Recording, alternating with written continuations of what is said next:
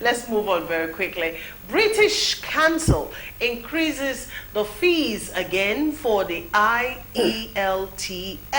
The British Council in Nigeria again hiked the fee for the English language testing system examinations by 29%. According to the notice published on the council's website, applicants will now pay the sum of 139,000 naira for the computer academic and general training modules starting from the 1st of February, I beg your pardon, from the 1st of February 2024. Now, this examination is widely accepted globally by non-native English speakers as evidence of their language proficiency. Okay, now this is not the first time they'll be hiking the fees. This is actually the second time in 5 months that the price has had to be jacked up, and the council is blaming the change in fee on the hike in the costs of conducting the examination. In September last year, the council increased the fee from between 80,000 to 90,000 to about 107,500. Now, just a few months after, it's now being jacked up again to 139,000 naira. All right, so away from the fees, Nigerians have an issue already with the exam itself, the IELTS, okay? In 2022, about 40,000 Nigerians signed a petition calling on the United Kingdom, the UK Home Office, to either remove Nigeria from the list of countries whose citizens are required to take this test, or to reduce the fees charged for the exam.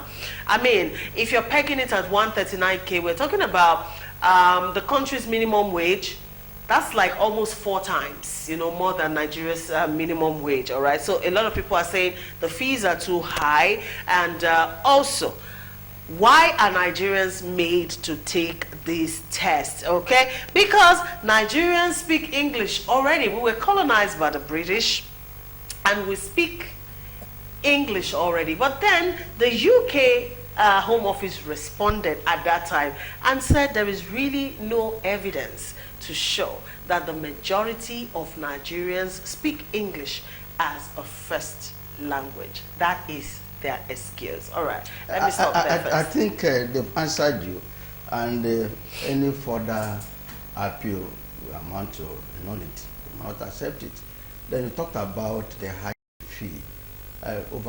Overhead cost is alarming. Nothing is. You also talked about the minimum wage. You see, charity begins at home. How much is the minimum wage here? How much is tuition fee in Nigeria? How much is tuition fee? How much is the cost of a bag? The cost of a bag of rice? And you are talking about minimum. An average Nigerian worker, can he afford to send his or her child to any tertiary school institution? The answer is no. Based on your salary? Yes, based on your salary. And if you're a worker, what else do you have? All your income is calculated, and you are sending your children to tertiary institution. Then, on the other hand, I seem to agree with them. Even our own system, we don't have price control, where prices are escalated every minute. I remember during the last Christmas, when you go to Joleba here to board a bus in the morning, the price you pay for a fare in the morning is not the same thing you are going to pay in the afternoon. You have different types of prices for 3 times in a day. So then the cost of running these examinations also high. Then how much is a liter of diesel? How much is a liter of diesel? Everything is expensive. But that is not the reason. They should consider removing Nigeria. But then they said there's no evidence. There are some areas that they cannot even speak ordinary ordinary pidgin English. So for them to ask to be removed, I think it's not acceptable. So you don't think we should be exempted from the test? We should not be exempted. Then if our institutions are working, running very well. That's our tertiary institutions, our primary schools, our secondary school. If they are working, why must somebody go seek to go leave the country? Last week, I think that was a topic I was asked to discuss, that our president said those that are leaving can go, that they would train more. I looked at it that it's not acceptable to me, because you are saying a father, the father of the nation, a father in the house, and the children are leaving because of poor condition of service, and you are asking them to go, you want more. Do you understand me? The president said those that are leaving the country can go, they will train more.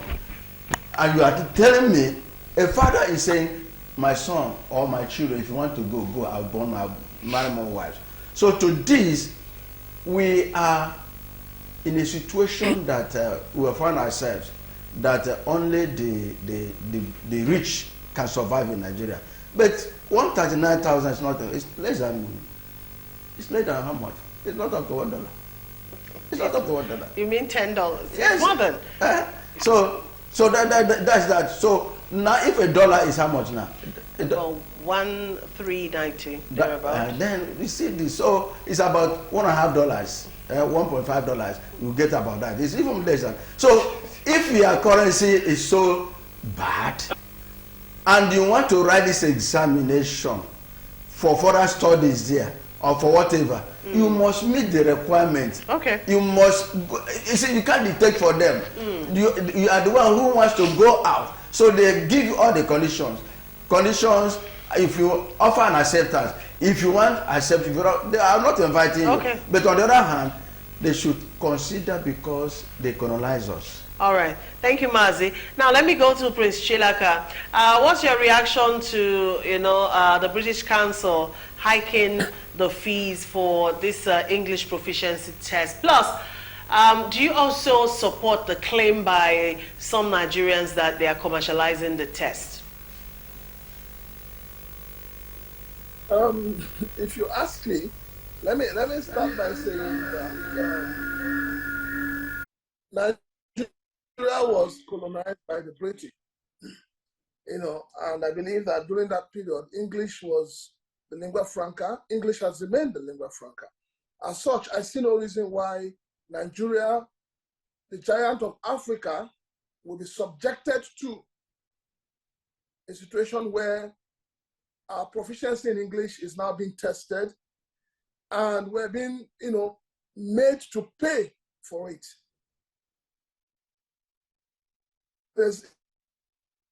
It simply shows the level of bad governance we're having. It shows the fact that we have very bad foreign policy, and government needs to look into it. The truth of the matter is that, the British government is making so much money from this exam. They're making so much money. So it's a revenue spinner for them, and because they're making money from it, you can't do something about it. But I believe that government should be able to do something about it. When they talk about the fact that they say Nigerians, some people don't speak good English, I laugh. But Nigerian students, when they go abroad, they're always the best. The doctors, the nurses, the engineers. So how do they learn all this if it's not English? So I think it's a very bad policy, and I believe that this government should be able to stem the tide and stop it. It's very, very important that it is stopped. Else, Nigerian government, to say we're banning any country that makes schooling abroad difficult for our own citizens. We're banning it. The same thing is happening with visas. Nigerians are subjected to inhuman treatment when they go for visas, under the sun, under the rain. They pay so much money for visa. Why should it be like that? So government right thing and ensure that her citizens are protected. And how do you protect your citizens? You protect your citizens by ensuring that the foreign policies you engage in do not have an adverse effect on the people. Honestly speaking, I think it is high time the Nigerian government calls off the bluff of any country that takes the Nigerian people for granted.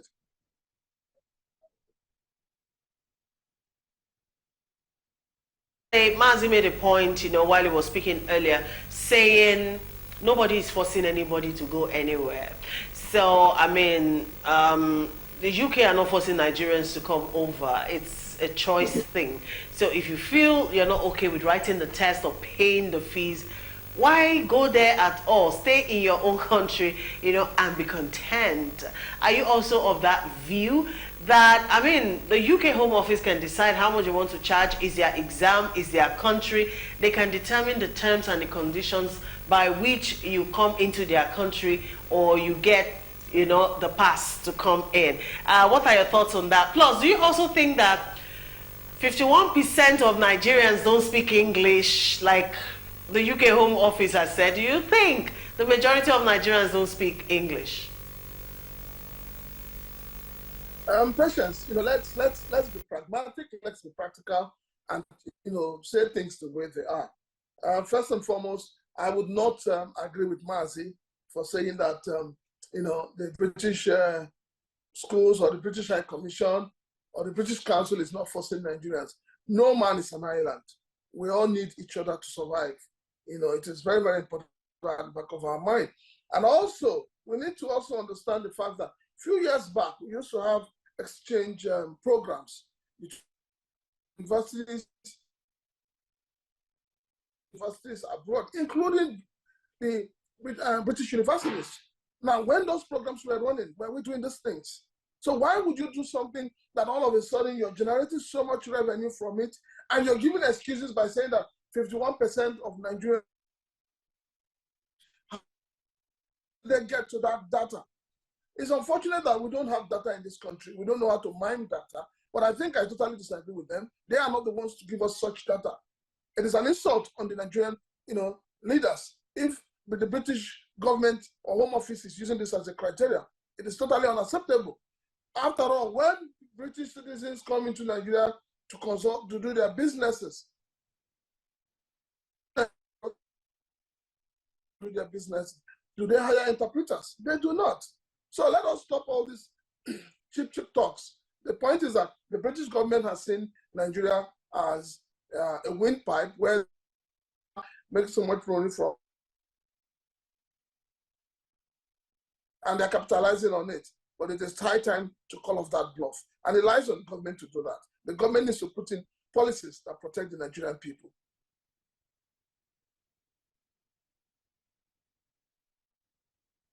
Fight for you, who fight for the masses? Are they not the same people in the government? And again, talk about that the examination is not being commercialized. What is not being commercialized in there? Now, a total of 1.4 sat for charm last year, right? How many will be offered admission? And each person paid, I think, about 7,000 something. And out of that, they will not be up to 500,000 that will be offered admission. What will happen to the money? I'm thinking that the government that's supposed to have protected us are not doing much. Secondly, if our learning facilities are in place, if our schools are working, if our tertiary institutions are working, everything. Look, you see, when our doctors live here, they are subjected to other tests outside, right? Mm-hmm. When you live here, even our nurses trained here, when they live here, they are subjected to other confirmation. Mm-hmm. I remember when I sat for my Chartered of Bankers in 1982, the pass mark then was I think 50. If you have 49 point something, you fail.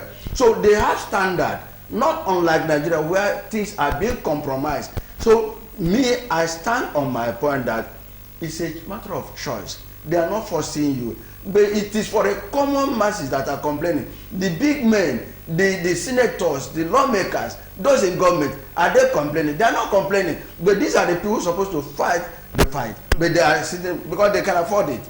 So to me, there's nothing. God did a poor man's prayer. But then, do you think it's fair though to treat Nigeria? It's not fair because like a non-English speaking country. If to other countries, they won't try it. But they've seen that nothing will happen. Even if our government can mistreat our citizens so bad like this and nothing happens, then nobody they know that the poor man will not have any defense. So I think, to me, it's not fair. But what do you do? Like I said, God then a poor man's prayer, and that is what we have seen. Because nothing will come out of it. We'll talk about this. I don't want to use. I think all this television, whatever, where you pay monthly subscription. We have been talking about it. Let it be, pay as you go. They refuse. The lawmakers are supposed to stand on their feet. Have they stood on their feet? No. So it is a Nigerian system. All right, thank you, Mazi. Thank you, Mr. Prince Chilaka, as well. Now, according to the petition signed in 2022 by over 40,000 Nigerians, they complained about the fact that over 20 Anglophone countries in Africa are exempted, from writing these examinations. While Nigeria, where they feel that... That is the area Nigeria should now stand on. That's the area. Exactly. If about 20 the same African country are exempted, why Nigeria? Why Nigeria? Colonized by the same British. So that is the area. So that is where our lawmakers, our leaders should now say, we have a point, but who will fight the battle? They should look into it. I don't believe that less than 51% of I don't think so. I don't think so. Speak English. There's literally, in my own little experience, travel experience, there's literally no part of Nigeria you go to where you will find someone speaking of course English language, all right? Whether correct or not. That's another discussion entirely. But then, across the country, everywhere you go, the north, the south, east, west, people do speak English. Anyhow, even the market women. Yes, people try to speak English. So, I don't know. Well, according to the council, the fees are jacked up again because of costs of, putting examinations together. Like Mazi mentioned, overhead costs basically on everything right now is on the high side. So, it's unfortunate. It is what it is. But then people who need to write this exam must find a way around it.